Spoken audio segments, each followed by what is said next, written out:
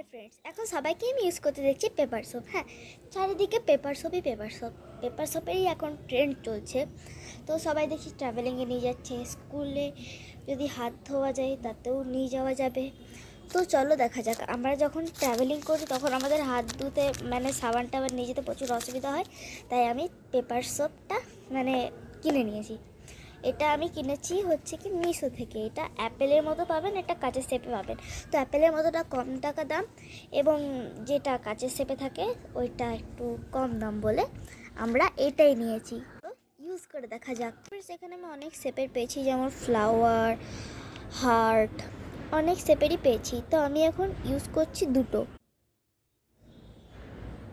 এটাতে জল দিলেই দেখুন একদম সোপের মতো হয়ে যাবে।